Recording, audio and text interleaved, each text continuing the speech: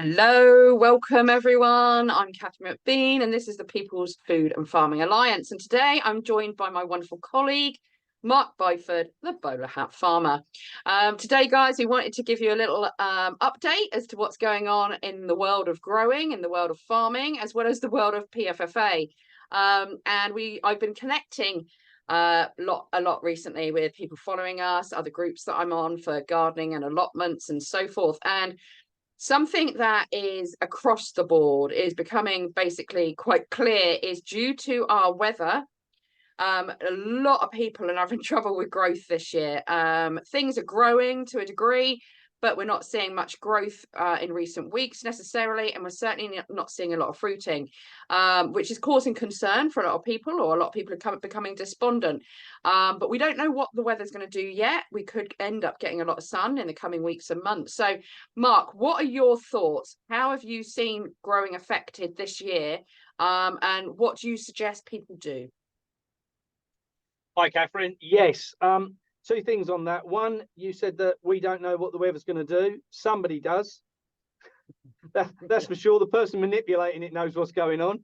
I think it needs to be said, Katherine, that I've just walked across our big veg beds, which we've put in this year. I've got broad beans there, which are dwarf beans, shouldn't get no higher than about a foot tall. They're nearly 2.5 foot tall. So they've got the growth, exponential growth this year. They've done really well. They flowered 6 weeks ago and they're still on flower. They've got no beans on them whatsoever. It's bizarre. Never seen anything like it. Broad beans normally flower and bean up within 2 weeks. And Hans did say to me when I spoke to him the other day, he said, the problem is, Mark, he said, I don't know if you know, but plants tend to grow and do all the good things what plants do in between cold and hot. That in-between bit is where they grow. He said, so if it continues to be cold, they'll stand still. They'll just hibernate. If it gets too hot, they hibernate. And the bit in between the two hasn't happened. It's either been a really good day or a really bad day. Overcast or complete sunshine. So they're not getting the chance to stabilize and grow again. He said, so they've just gone into hibernation. He said, and this is countrywide, all across Europe having the same problem. So I do see that's a problem. What I do think people need to do is just hang in there. Don't start taking crops out. You know, if they're in the ground, you can pick broad beans. You know, I remember years ago we did have a year where they flowered late. You can pick broad beans up until September, October. If they're, you know, if they've not fruited till then, they're not going to hurt, providing the plants, you know, still good. So the plants are looking amazing, I have to say, and that's the bizarreness of it. I've just walked across the wheat and the barley fields. They're looking really, really handsome. Where they've come on now, where they hadn't, because, you know, it was really sparse. We had to re-drill a lot of fields locally. What is now there is looking really, really good. The one thing I will say is the grain is not very big, so the tonnage is going to be well down. Now, they've still got time to grow. They've still got time to firm up, but with the amount of water they have had, you would think they would be bulked up anyway, and they're not. The heads are really, really small. So, and the crops are now where we are. The barley's now starting to turn. It's already going that, you know, to that yellow stage. So it's already starting to go through the drying out stage. It's not going to grow a lot more. So the heads are really, really small. Potato crops, loads on top, had loads of water, nothing underneath.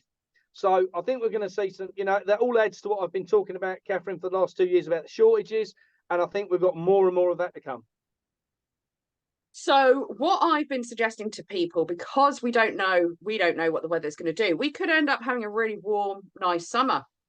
We don't know for the remainder of the summer.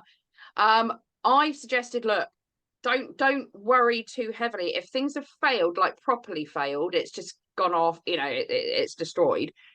Resow. If you're able to, resow, because what have you got to lose? And you never know what the weather's going to do. And the way it is at the moment, I would suggest people resow and hope for the best. Would you recommend that they do that and not just give up?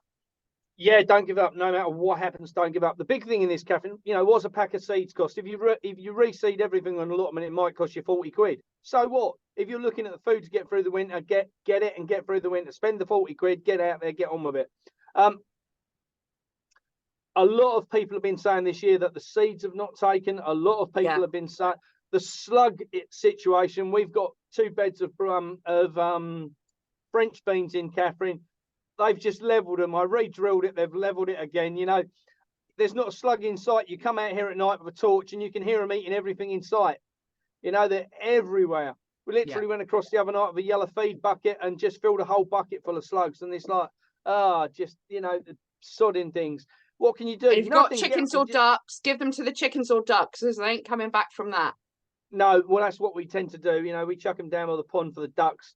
But just keep going. You know, the tomatoes are flowering up nicely now. We've got some fruit coming on then. The strawberries are doing really well, despite the fact that the deer cleared them level to the ground. They've come back, and they're fruiting up now. So, yeah, I think people have just got to, you know, be patient with it this year, Katherine. It's a different year. We know what's going on in the atmosphere with the, you know, the chemtrails. We know what's going on with the weather. It's all been manipulated. It's all been played with. But at the end of the day, what does that mean to you and me? We know something big's coming down the line. We know that, Katherine. What it is, who knows? And do you know what? Who even cares? Let them do whatever they want to do. All I know is if you keep putting seeds in the ground, you're going to get some results. And at this point in time, we can still get those results. And that's why I say to people, you know, about the tins of food and stuff, keep stocking up. Yeah. Because at the minute you can. If you go into a supermarket or a village shop, a farm shop, whatever it is, if you go in somewhere and there is food on the shelf, buy some, put it away, because there's going to come a time that isn't the case. And while you can still set stuff, and it's even if it's 2-3 months late, you can still set it, you can still grow it, it's still going to come good, you can still put it in the freezer, pickle it, you know, turn it into jam, whatever you need to do. While you've still got the opportunity to do that, get on and do it. We're now coming up, you know, the hedgerows are going to be live in the next few months with blackberries, with elderberries for making jam and wine and everything else. Get out there and get picking this year, guys. It's going to be essential. Yeah, absolutely. Absolutely. I mean, I've had personal up and down experiences this year. There's certain things like my peas are actually doing really well and things that I didn't expect. All my salad crops are doing pretty well, although my tomatoes aren't fruiting yet. So I don't know what's going on there, but it does seem to be different in different parts of the country, which is, I suppose, the weather is actually having its impact in that respect. Whereas my spuds are doing really well. My spuds up and above and below, you know, are doing really well. So don't give up, don't give in, keep pushing ahead, keep getting, I mean, seeds aren't expensive, you know, and if you get the heirloom seeds, do the heirloom seeds, you know, the heritage seeds, go for those types, and then you can collect your seeds, you can gather your seeds afterwards and keep them for next season.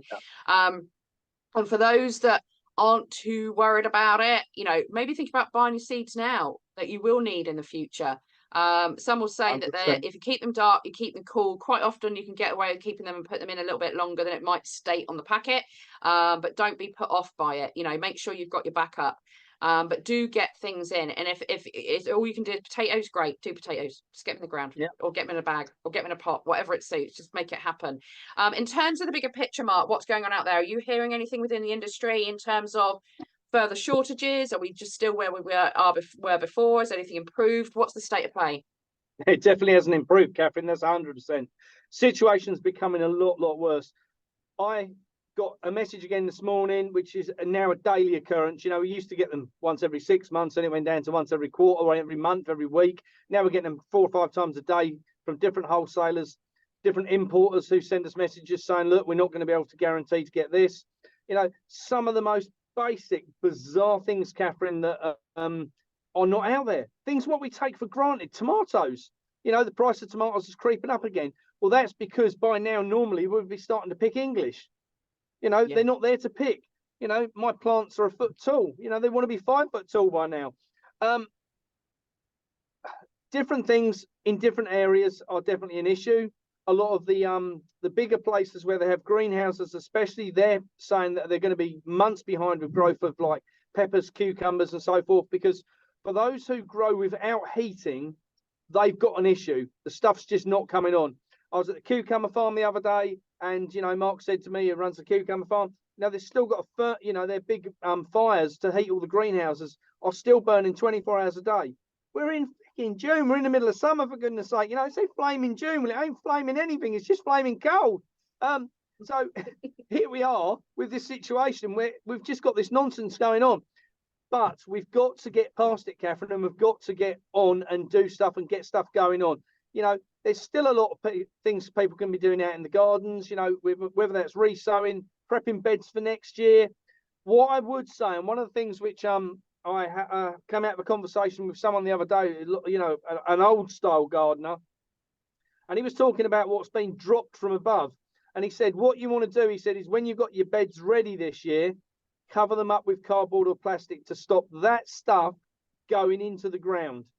He said, it'll also keep your weeds down. He said, and then when you're ready next year, he said, that stuff won't have been added to the soil. Your soil's going to have 6 months to have got that out of it, you know, through a little bit deeper into the ground. He said, so your topsoil is going to be clean. He said, and that's what you need, good, clean topsoil.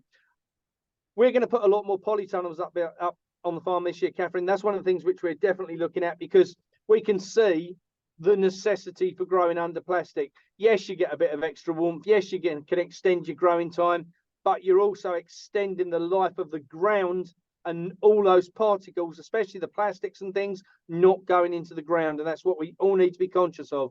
You know, what I would say to people, if you're growing in tubs, when you finish with your tubs this year, either put them in the shed or cover them up, right? Do not leave them outside. If you've got something like a bag for life, put it over your tub and, you know, and tie it up so that that crap can't get in the soil, because we've got to be conscious of this stuff now. Catherine, we're in a completely different place to where we were, you know, years ago with growing. I know you're a keen grower like myself.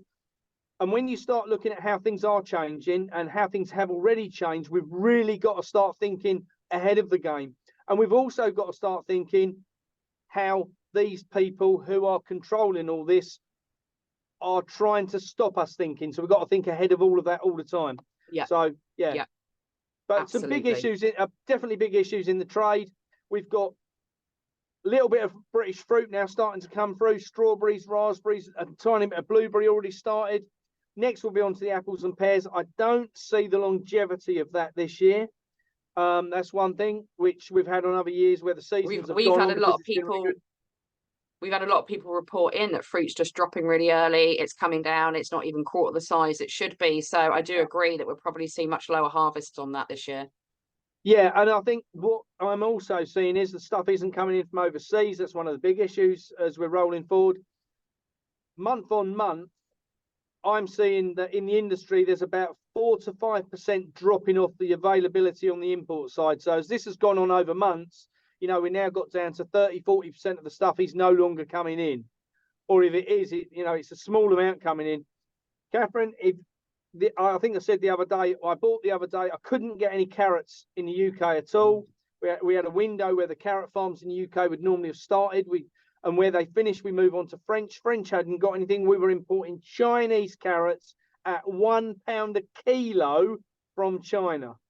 £1 a kilo wholesale from China. And they looked beautiful carrots, but they looked like they'd been manufactured, not grown, I have to say. On from that, the stuff what normally comes in from places like Israel isn't coming in. You've got places, South African fruit isn't coming in this year. The Spanish stuff isn't there to come in. The broccoli, the tomatoes, the iceberg lettuce, cucumbers, what are normally flooding in from Spain this time of year, their crops are right behind as well. They're going to be months before that stuff's hitting them at. Prices are going to go up and up and up. You've still got time to get your own stuff in the ground.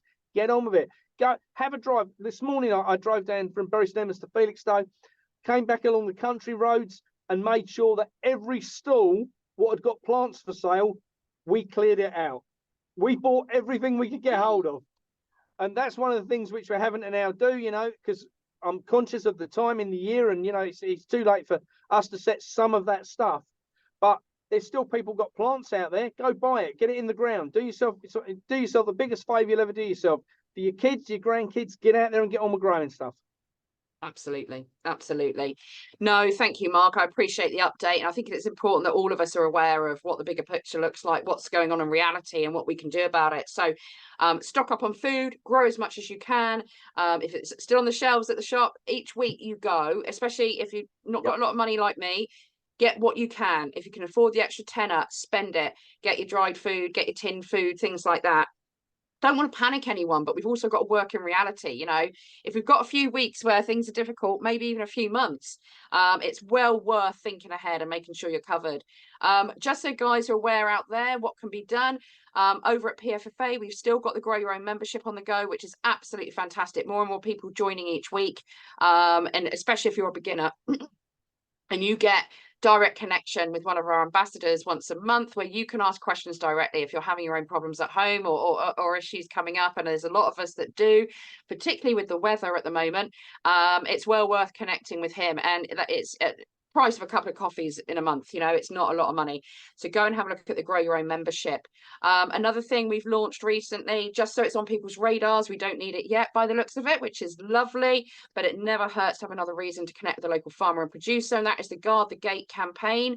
Should we need it, should bird flu be pulled out of the bag, it's there, it's on the website, it's ready. Maybe make yourself au fait with it, have it on your radar. Maybe you want to start connecting up with people now, creating little groups. It's your choice.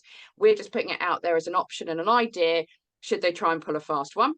And the other thing is our regional ambassadors. That group's growing and growing. But it'd be really great to get thousands of people as regional ambassadors on there. So if you're unsure what that looks like, go and have a look at the website. Go and check out the work we've done already.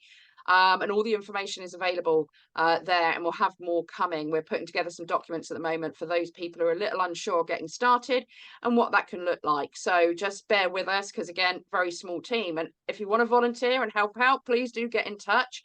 And final thing, if you're able to, donations, always need them. We've always got costs to cover. Nobody's getting paid at this end from it. We're just working out, you know, because we're passionate about it. We know it needs to happen. This isn't some small little issue. This is potentially massive. And we're throwing everything we've got at this. But if you're able to help out with a donation, please do. Go and look at the website, and I'll try and get the link dropped below in the comments. But thank you for your time today, Mark. I really appreciate that, mate. I think we'll do these every 2-3 weeks, give people an update as to what's actually going on out there, so they fully understand it. This is not information that you're going to get from the NFU probably, or anybody else. It's honest and frank, but we'll keep bringing them. Any questions, get in touch, and God bless, and have a fantastic weekend. Thanks, Mark. Bye, Katherine.